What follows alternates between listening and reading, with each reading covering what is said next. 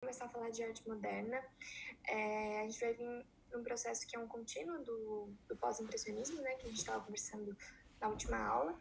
E vocês vão ver que eu trouxe para essa aula principalmente as correntes da arte moderna que se influenciaram e se basearam no pós-impressionismo. Então, a arte moderna, ela começou no final do século XIX, ela foi até a metade do século XX, e ela tem forte influência da Revolução Industrial e todas as modificações, tanto da vida que a Revolução Industrial trouxe, quanto das invenções, né, que surgiram com a Revolução Industrial. Então, a presença da máquina a vapor, o aumento da velocidade, da correria da vida, né, a vida marcada pelo tempo do relógio, o surgimento da fotografia, o surgimento do cinema, do avião, e o estudo da mente, da psique, que vai ser muito importante para alguns movimentos artísticos específicos. Então, a gente vai ver que esse é um momento de florescimento artístico, que a gente tem uma gama e uma série de diversos movimentos, e muitos deles não são movimentos super estruturados, formados por grupos de pessoas, enfim, que seguem aquela vertente e vão daquela vertente do início ao final da vida. Muitas vezes eles são alguns momentos de alguns artistas que têm características em comuns, e por isso a gente agrupa esses momentos desses artistas em alguns grupos.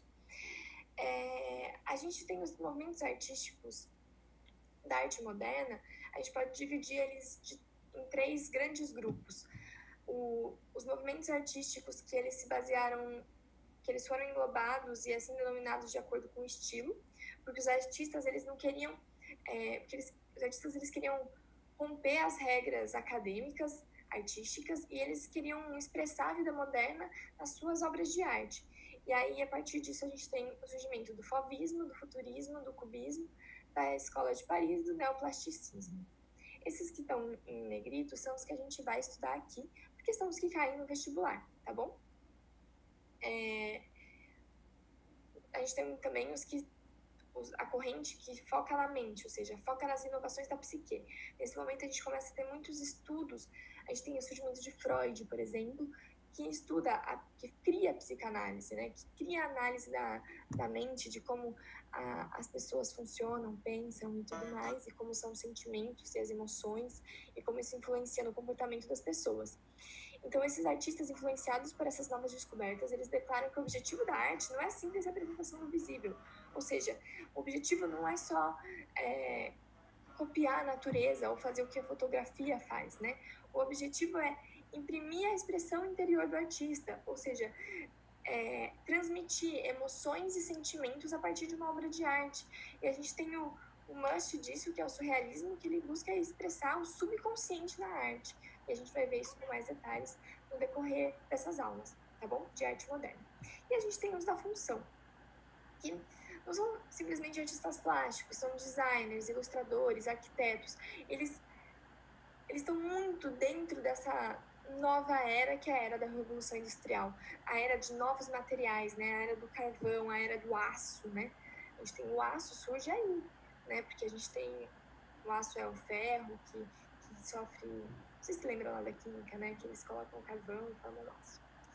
Bom, então a gente tem, eles querem se preocupar com a função dos objetos, mas eles querem objetos que sejam funcionais e sejam bonitos, e sejam e tenham uma estética própria, entendeu? Uma impressão própria do artista ali naquela forma, ou seja, eles são focados na funcionalidade, mas sem jamais descuidar da forma. E a gente tem vários movimentos, que, por exemplo, o Arts and Crafts, que ele visa aproximar a arte do artesanato.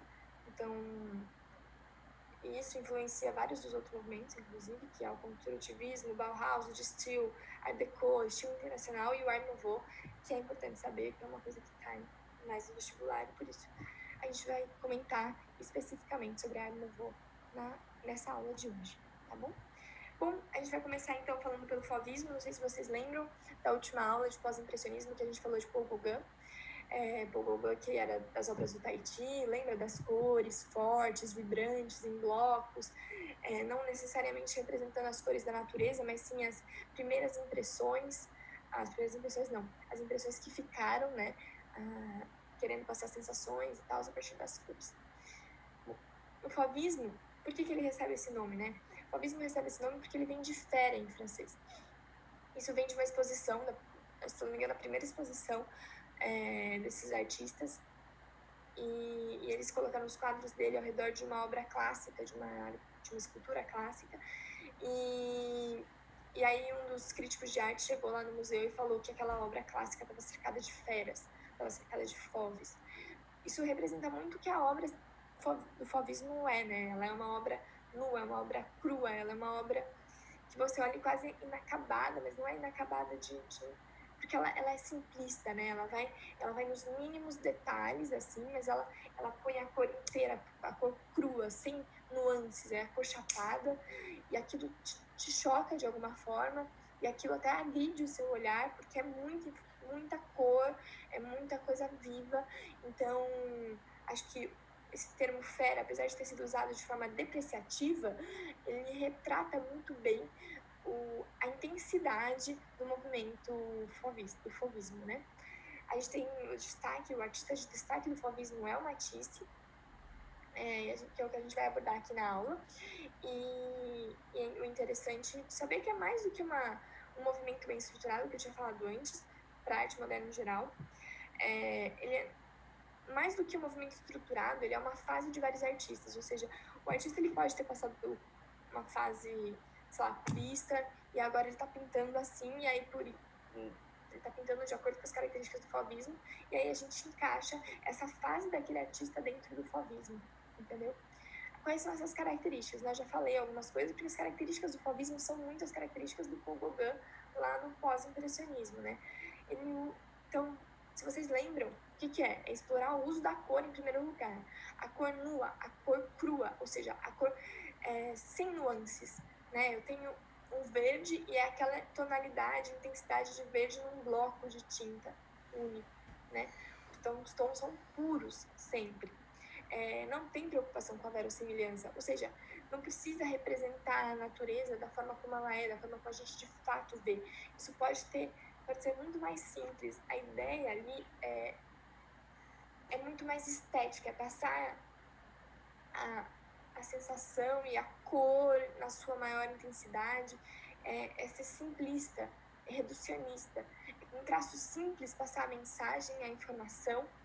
E lembrando que isso serve para tudo, né? A gente está numa era pós-fotografia. Não faz mais sentido você retratar as coisas como elas realmente são.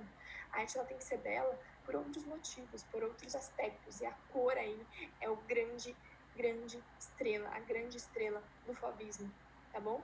E lembrar que as formas elas são planas, sem detalhes, que a gente tem essas zonas lisas, ou seja, zonas com uma tonalidade de tinta única que preenche um grande bloco de cor dentro da obra de arte. O fauvismo ele é muito marcante, então tentem olhar essas imagens e gravar o fauvismo a partir das imagens, tá bom? Eu tô demorando muito para passar os meus slides, galera. A internet tá meio ruim. Aí foi. Então aqui a dança do Matisse. Vocês podem ver que as formas são quase desfiguradas, né? Que os seres humanos eles estão dançando, mas que olha o formato dessa barriga, olha as pernas, os braços, as cabeças. Isso não tem você sabe que são pessoas dançando, mas é quase infantil, né? Você olha e você fala, nossa, é quase infantil. Mas essa deformação da forma é para dar a ideia de movimento, de sutileza, você consegue imaginar a intensidade e a energia com que essas pessoas estão dançando a partir da deformação da forma que esse artista fez, né? É importante ressaltar que esses artistas não é que eles não conheciam a técnica ou não sabiam pintar de acordo com a forma acadêmica que a gente fala, nossa, né? Pra gente parece ser a coisa mais difícil, né? Não, esses artistas eles sabiam pintar muito bem de outra forma. Eles escolhiam pintar assim porque eles queriam experimentar novas coisas. Eles faziam muitos estudos de cor, porque as cores elas se comportam de formas diferentes. a depender da cor que está do lado. Eu queria trazer mais isso para vocês, mas acho que não é uma coisa que é muito abordada no vestibular, mas um dia, se a gente quiser, a gente fala, tipo, a tonalidade de verde muda de acordo com a cor que está do lado. Então, se é um azul, se é um rosa, ele fica diferente. Os artistas do fauvismo, eles tinham muito esse conhecimento, né? Mas isso, na época, chocou demais. Como assim você pinta um homem de laranja? Como assim uma cor de tinta única? Então, mas o que eu quero que vocês gravem nessa pintura, vocês olhem e falem, meu, isso aqui é fauvismo, são os blocos de tinta únicos, sem tonalidade. Não tem degradê. Não tem um azul que vai ficando mais clarinho, vai passando pro verde. Não. É uma tonalidade única. Você tem um azulão, um verdão e um laranjão. Isso é marca do fauvismo. É aquela coisa crua, nua, exposta na tua cara, as cores, os seus elementos mais primitivos. Tá bom? Aqui também, aqui a gente tem, foge um pouco, ela é um pouco mais cheia de detalhes, mas a gente continua tendo os blocos de tinta único.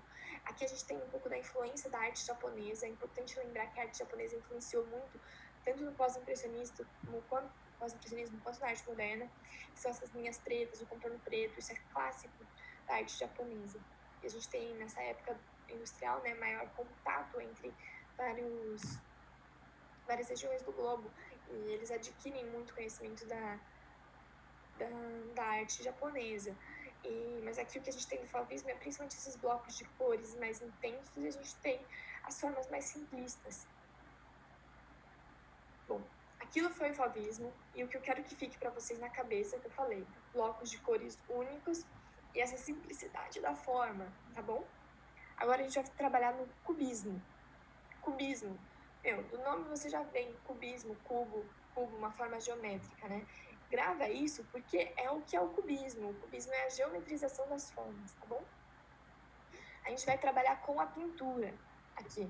Existem expressões do cubismo na escultura, mas a gente vai trabalhar principalmente na pintura, tá bom? E lembrar que no pós-impressionismo, quem era o pintor que daria origem, iria inspirar o cubista, os artistas cubistas? Paul Cézanne, lembra?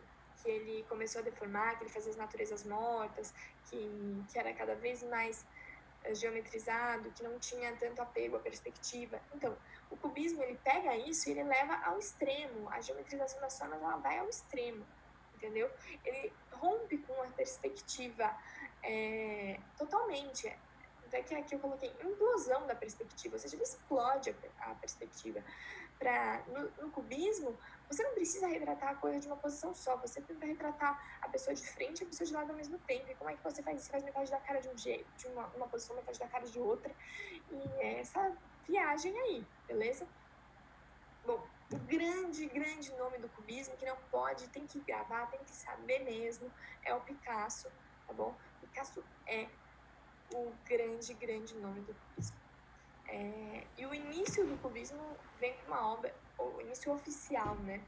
Vem com a obra Senhorita de Avignon, Las Donzelles d'Avignon, de 1907, tá bom? E, bom, quais são as características, né? Eu já falei para vocês, inclusão da perspectiva, geometrização das formas, ou seja, eu vou representar o nariz, eu vou representar um triângulo, eu vou representar peitos, eu vou representar duas bolinhas, eu vou tentar deixar o mais próximo de uma forma geométrica, né? Eu vou tipo decompondo, eu vou partir de uma coisa que é super complexa, eu vou tentar indo decompondo até chegar na parte geométrica por trás, tá?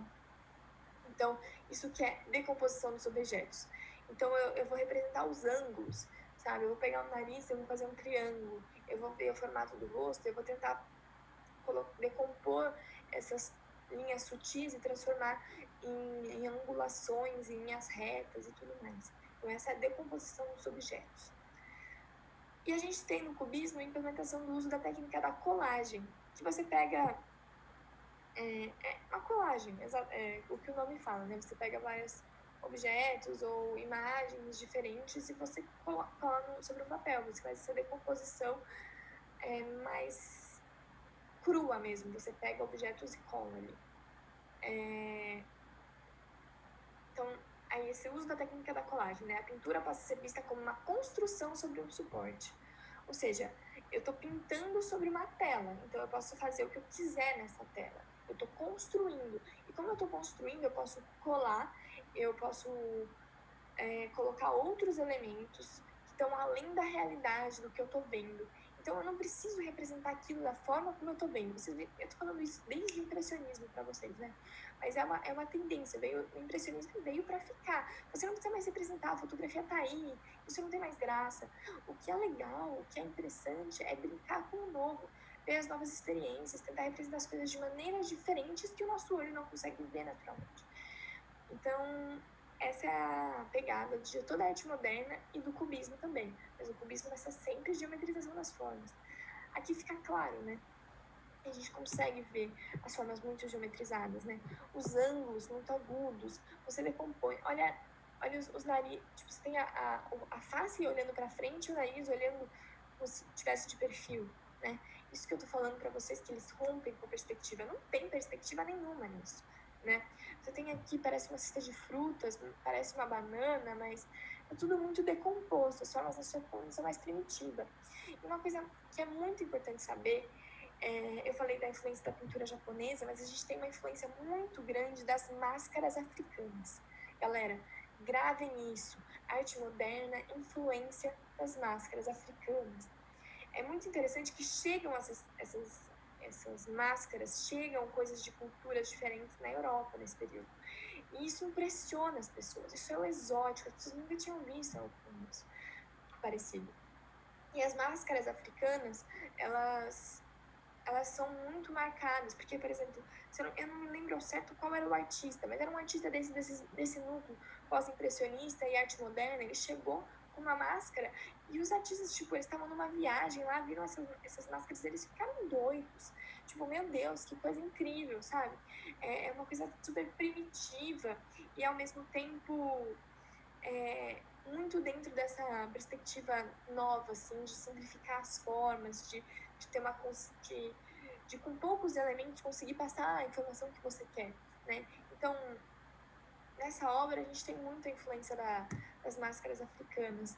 Isso é uma coisa que eles gostam de cobrar nos vestibulares. Já caiu no Enem mais de uma vez, na real. Então, gravem isso. Influência das máscaras africanas. E onde a gente está vendo essa influência aqui, né? Primeiro, nos rostos, principalmente nesses dois. Isso aqui, se você pegar uma máscara africana, eu acabei não colocando na imagem aqui nos slides, mas, bota no Google rapidão, enquanto vocês estão vendo aqui a aula. Vocês vão ver. É muito similar essa coisa de realmente ter uma simplicidade da forma, um sintetismo formal, né? Sintetismo no sentido de resumir a forma. E o cubismo nada mais é do que um grande resumo da forma, um resumo tão grande que chega a geometrizar essas formas, né? A trazer da complexidade de linhas e curvas e tudo mais para o mais simples, que são os ângulos retos, as formas básicas geométricas, tá bom? Aí aqui tem um outro rosto, é um autorretrato do Picasso aqui, e a gente vê que as formas são muito mais simplistas. Aqui a gente ainda não é o auge do cubismo nessa imagem, mas aqui a gente já tem um grande lance do cubismo, que é resumir mesmo. Não é que o Picasso não sabe pintar direito, cara. Se vocês pegarem outras fases do Picasso tem a fase azul, a fase rosa. Eu podia dar uma aula enorme sobre o Picasso para vocês, mas não cai no vestibular. O que cai no vestibular é cubismo. E saber que Picasso é cubista. Mas eles escolheram retratar assim, eles queriam passar impressões, ideias diferentes. E aqui a gente tem o auge do cubismo, né? Ele quase chega a ser abstrato, mas a gente consegue ter ideia de alguma coisa. Por exemplo, aqui a gente vê algumas formas de um violão. Essa obra aqui, se não me engano, chama Violão. E a gente tem algumas técnicas de colagem, que eu acho que está aqui na frente. Desculpa, essa é a obra do violão. É uma técnica de colagem, que a gente vê que tem outros papéis. Mas a gente tem uma geometrização muito grande da forma. A gente tem uma pessoa aqui e a gente chega num ponto que a gente quase não consegue entender o que está se passando. Mas a ideia é isso ser belo, é você conseguir trabalhar de outras maneiras sem ter que ficar preso na realidade, sabe? O artista está se libertando nesse momento. Libertando da escola acadêmica, né? Aí aqui a gente tem uma obra clássica do cubismo. Você vê, a gente tem uma distorção da perspectiva total. A gente tem a lateral, a frente, perfil de frente, você consegue ver vários aspectos ao mesmo tempo dessa obra. E tudo fica muito confuso, tudo muito geométrico. Tem influência da arte africana, a gente vê na pintura, na forma como são colocadas as imagens. E aqui a gente tem Guernica, que com certeza o André abordou com vocês, e que é uma obra, né, do ataque espanhol do ataque na cidade espanhola de Guernica durante a Guerra Mundial. E aí a gente vê, né, ele quer passar as sensações, a impressão de morte, de desespero, e ele faz isso a partir do cubismo, né? Tá, agora a gente vai mudar. Todos os que eu estava falando até agora, tanto o cubismo quanto o fauvismo, não sei se vocês lembram, mas no primeiro slide eu falei que eles estavam relacionados com a forma. Agora a gente vai para o que está mais relacionado com a mente. Ou seja, ele quer expressar, ele quer passar sensações. Se vocês lembram do pós-impressionismo, eu falei de Van Gogh, falei que Van Gogh, ele daria origem ao expressionismo, ele seria a grande inspiração para os expressionistas. Então, realmente, Van Gogh, ele só não é expressionista porque ele é anterior, entendeu? Ele veio antes do movimento em si. Mas ele tem praticamente todas as características do expressionismo. O que é o expressionismo, então, né? É obra de arte que expressa a realidade interior do artista. É obra de arte que você olha e ela te passa uma sensação. E ela faz isso distorcendo as formas, ela faz isso usando cores, ela faz isso não precisando estar apegada à realidade, ela faz isso a partir de uma distorção, de fato. Isso é uma definição aqui que eu peguei de um crítico de arte, um texto e tal, que fala assim, ó: a arte liga-se à ação, muitas vezes violenta, através da qual a imagem é criada, com auxílio de cores fortes, que rejeitam a verossimilhança e de formas distorcidas. Ou seja, as cores, elas não precisam ser fidedignas, eu não preciso pintar um céu de azul. Se eu quero demonstrar que tá um calor escaldante, que eu tô me sentindo sufocado nesse lugar, eu não vou pintar um céu de azul, vou pintar um céu de vermelho, pegando fogo, entendeu? Essa é a ideia. Eu posso distorcer as formas a fim de criar formas que passem mais a impressão que eu quero que vocês tenham, entendeu? Essa é a ideia. O expressionismo, ele é principalmente alemão, e ele tem uma coisa de preferir sempre essas sensações mais escuras, mais profundas, mais trágicas, mas sempre meio revoltado, meio, tipo, tudo tá dando errado, sabe?